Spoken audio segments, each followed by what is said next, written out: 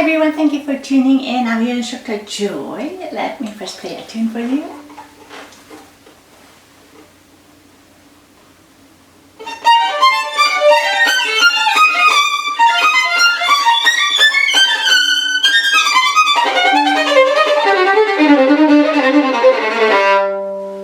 This was the beginning of Wieniawski Scherzo-Tarantelle. Thank you very much for tuning in. Thank you very much for your continued support here. Also my Patreon page, booking lessons with me, send me kind questions, comments. I really appreciate.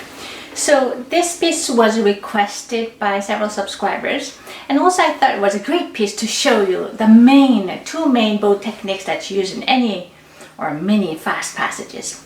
So we're having two kinds of fast passages, which was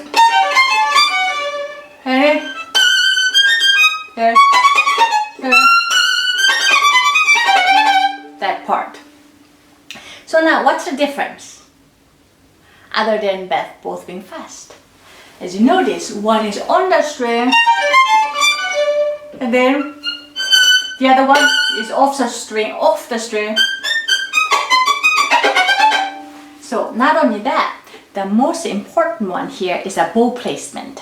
So we know when it comes to fast passages, fast runs, we have to use a lighter part with the bow, which is near the tip, because here near the frog there are a lighter part. So it's easier to move fast when you're using the lighter part of the bow, which is from the tip to the middle. In this case, it's even better when you go towards the tip, because it's so fast, string crossings and so on. So I try to do really close. But when I do the spiccato part, but I have to be on the bouncing spot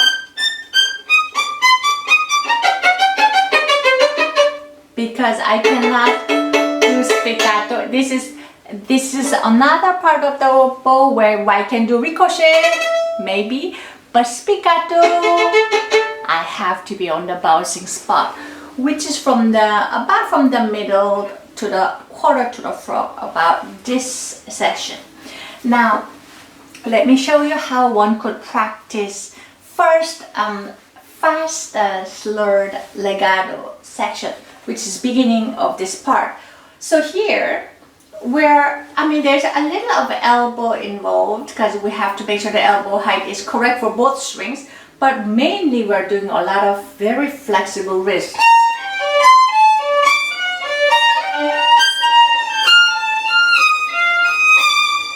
Now here,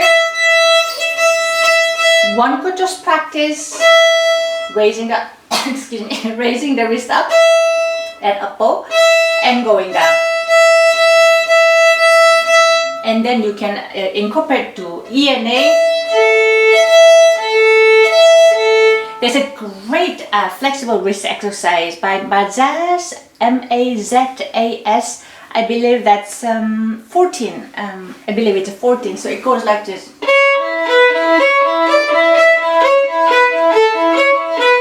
And then later you do a little fast. And then that way, it's a great way of training the wrist.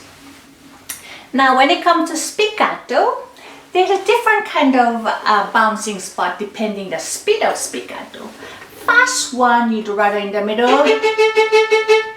When you do slow spiccato, we do rather closer to the frog. Now this is when it comes to,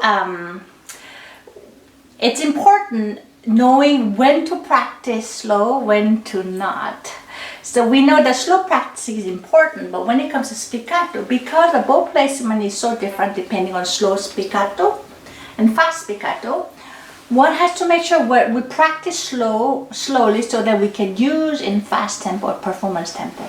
This is particularly important here in tempo. Sorry. So it's quite fast. So as you can see, it's more in the middle. But if I practice slowly using spiccato, I cannot do it here. We naturally would move it there.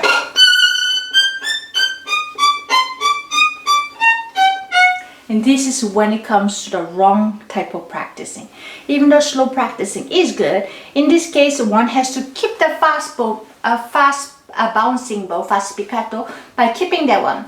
The way you practice such passages, instead of slowing down altogether, you slow down the left hand part, but you keep the bouncing same tempo by playing 3 spiccato in each.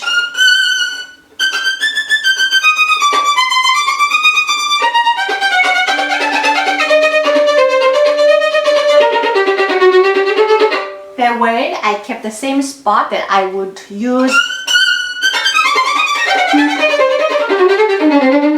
on and on like that. Yeah. So I hope you can try that one yourself. This is one of this advanced repertoire. One has to be very patient, alternating slow practicing and many different types of variation of practicing, incorporating different rhythm and different tempo. Yeah. I hope this gave you some ideas. Thank you for watching, and I wish you all happy practicing. See you again. Bye bye.